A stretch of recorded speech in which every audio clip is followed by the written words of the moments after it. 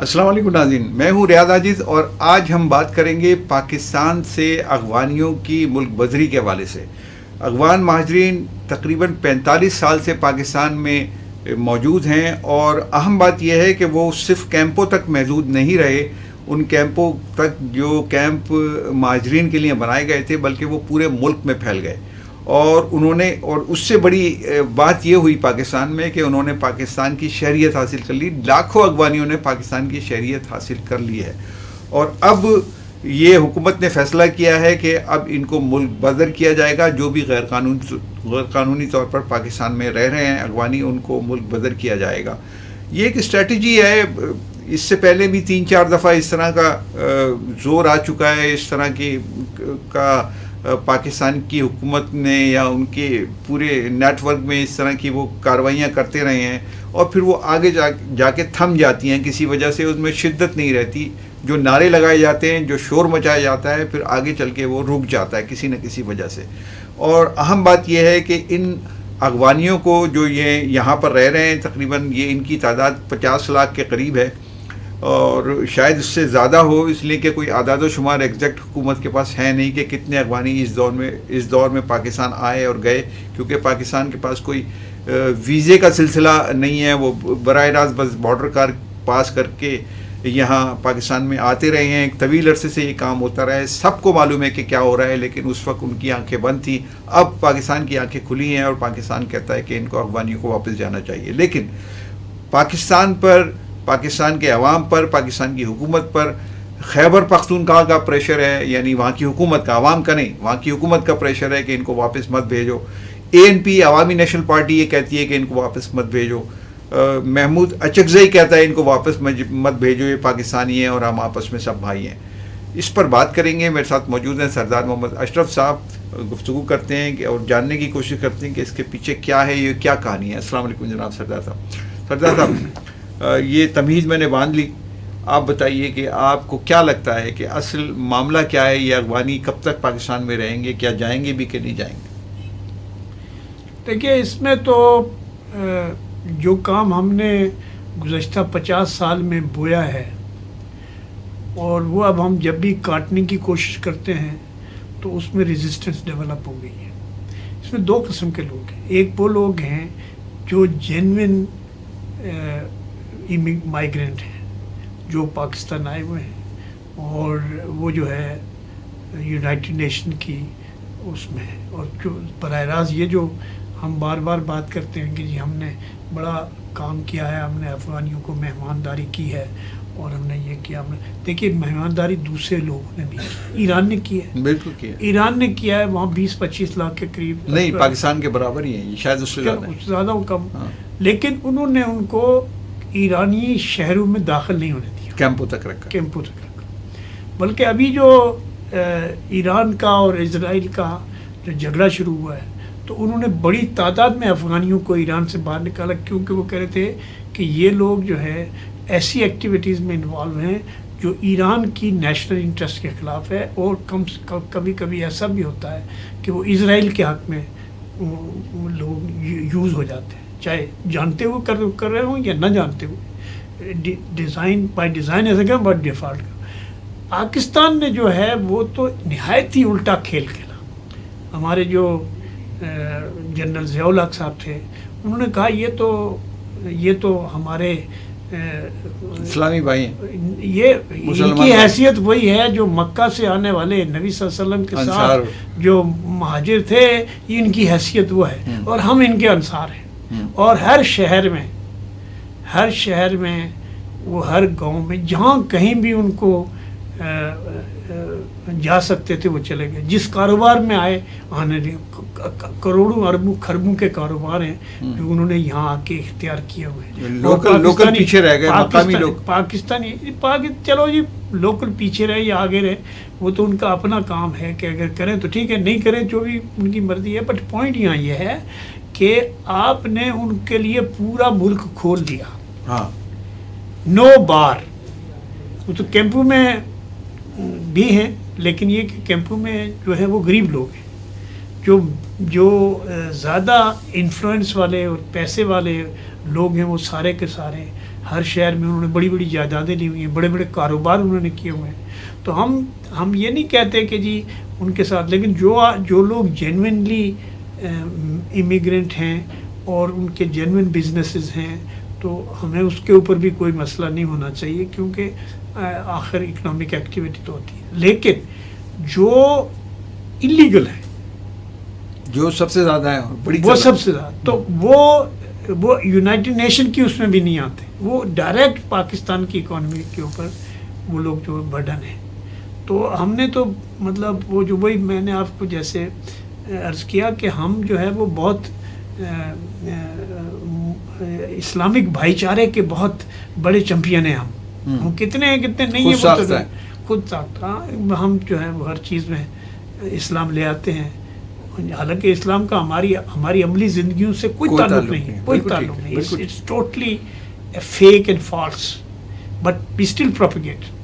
تو اب یہ ہے کہ یہ ابھی جو کانفلکٹ شروع ہوا, اور اس میں آپ یہ بھی دیکھیں گے کہ ان میں سے کافی بڑی تعداد جو ہے ایسے لوگوں کی, جتنے پاکستان میں ٹیررسٹ اٹیک ہوئے ہیں, جتنے اس میں 60-70-80% جو ہے وہ افغان انوالو ہیں.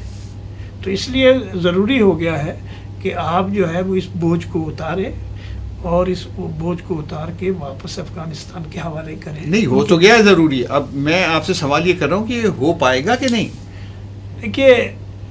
دیکھیے اگر نیت حکومت کی ہو نا صحیح, اگر حکومتیں صحیح نیت ہو, آنیسٹی ہو اور جینوئنلی انٹرسٹڈ ہو, تو کچھ فرق نہیں پڑتا, کوئی مسئلہ نہیں ہے. دیکھیں امریکہ جیسے ملک سے بھی وہ جو امیگرینٹ ہیں انلیگل اور جو ویزے والے, وہ ان کو وہ جہازوں میں بھر بھر کے بھیج رہے, قیدی بنا کے بھیج رہے انڈیا کے خاص طور پر. لیکن وہاں پہ ان کا کوئی صوبہ مخالفت تو نہیں کر رہا ہے, یا تو 2 صوبے مخالفت کر رہے ہیں پاکستان میں.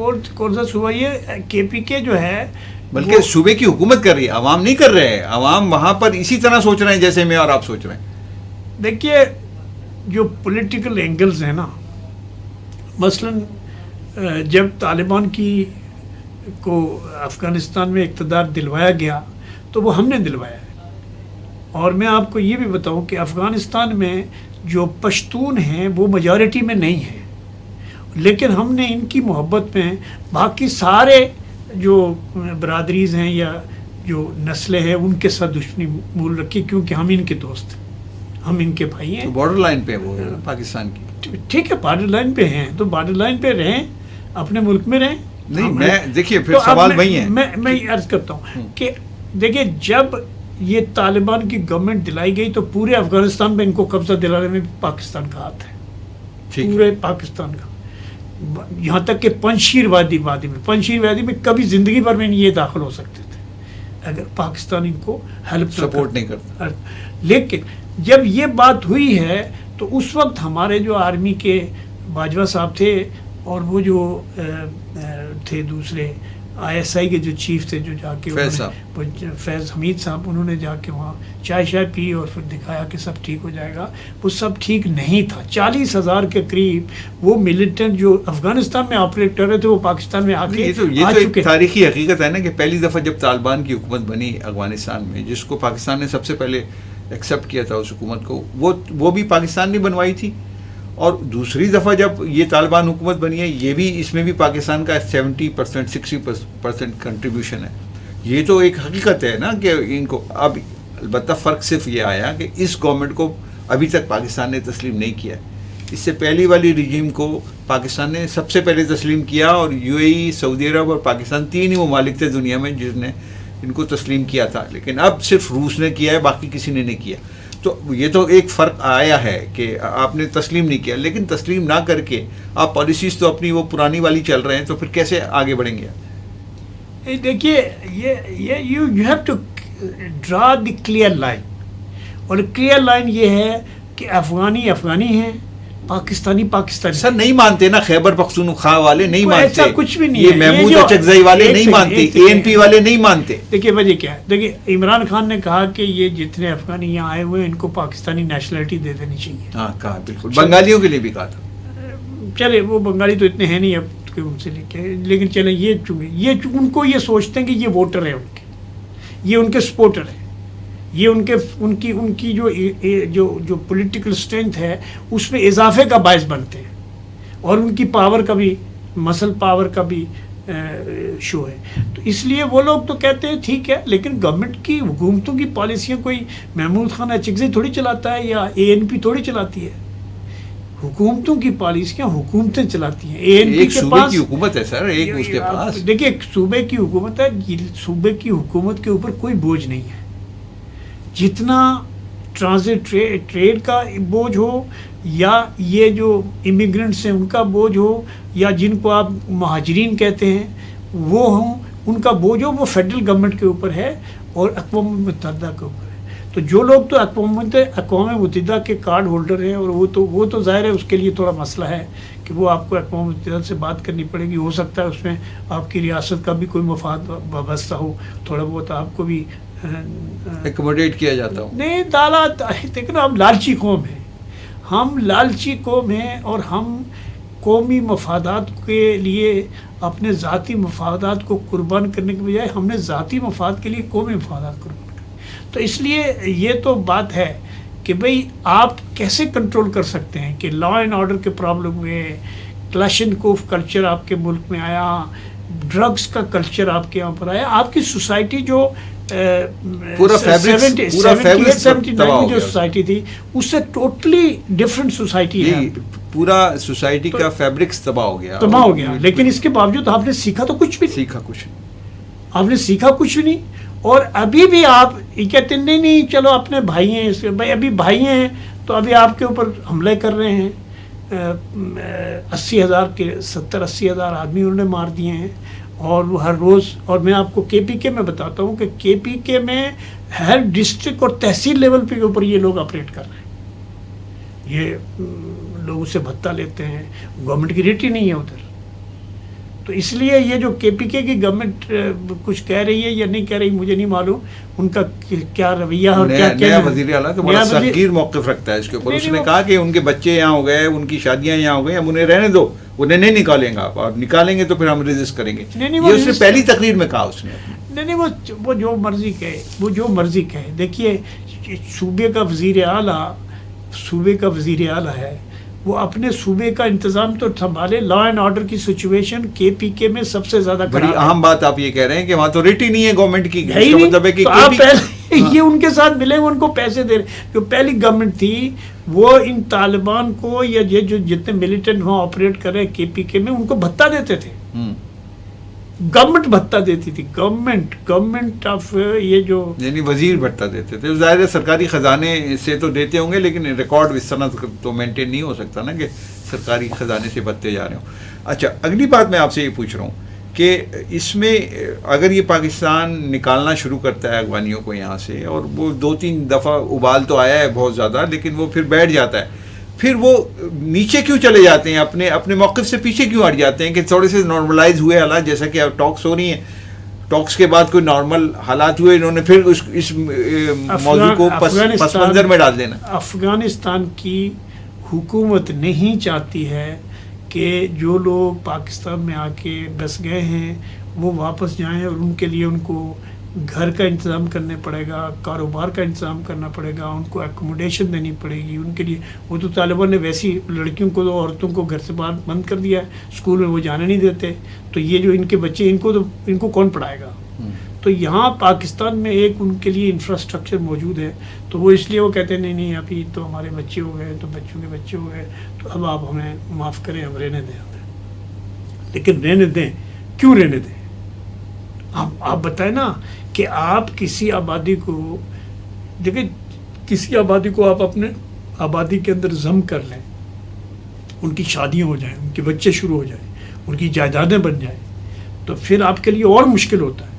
تو اب یہ مشکلیں خود ہم نے اپنے لیے کریٹ کی ہیں، اور میں اس کے لیے بڑا خوش ہوں کہ اس وقت پرائم منسٹر بھی اور جو ہمارے فیلڈ مارشل ہیں وہ بھی ڈٹرمنٹ ہیں. اللہ کرے کہ ان کا جو میں یہی سوال کر رہا ہوں کہ آئندہ چل کے تو ان کے ارادے نہیں بدل جائیں گے یا حکومت بدلی؟ مصلحتیں ہیں، دیکھیے مصلحتوں کے فیصلے ان کو بھی پتہ ہے، فیلڈ مارشل صاحب کو بھی پتہ ہے، وزیر اعظم کو بھی پتہ ہے، گورنرز کو بھی پتہ ہے، وزیروں کو بھی پتہ ہے کہ یہ پاکستان کی اکانومی کے اوپر، پاکستان کی سوسائٹی کے اوپر، پاکستان کے کلچر کے اوپر ایک بہت بڑا پرابلم ہے.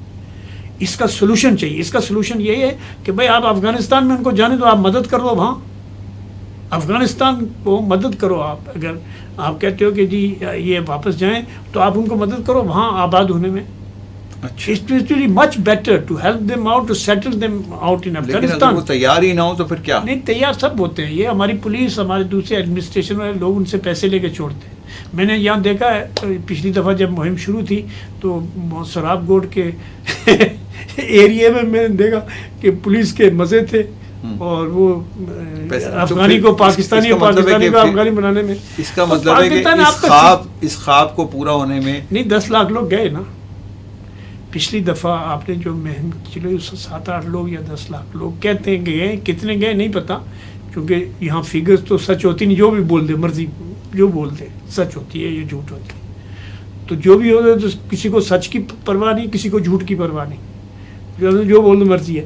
تو چکر یہ ہے کہ اب اس دفعہ اگر یہ ڈٹرمنڈ ہوں، اور مجھے لگتا ہے کہ آرمی چیف کو اور فیلڈ مارشل صاحب کو یہ احساس ہوا ہے کہ یہ افغانیوں کے ساتھ محبت کا کوئی فائدہ نہیں ہے. He has taken a strong position and I am really very happy about that. چلیں اللہ کرے یہ خواب پورا ہو پاکستانیوں کا. بہت شکریہ سردار محمد اشرف صاحب. ناظرین، یہ گفتگو آپ نے سنی اور اہم بات یہ ہے کہ افغانی یقیناً پاکستان کی معیشت پر بوجھ ہیں، پاکستان کے کلچر پہ، سیاست پہ، اور سارا فیبرک انہوں نے تباہ کر دیا ہے پاکستان کا. اب وقت آ گیا ہے کہ ان کو ان کے گھر پہنچایا جائے.